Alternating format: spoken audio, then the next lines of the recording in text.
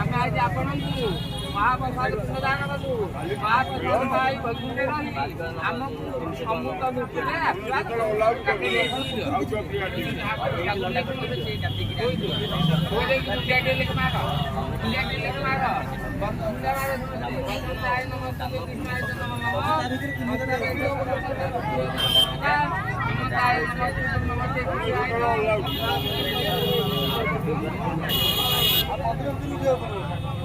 दर्शन कर काम सैला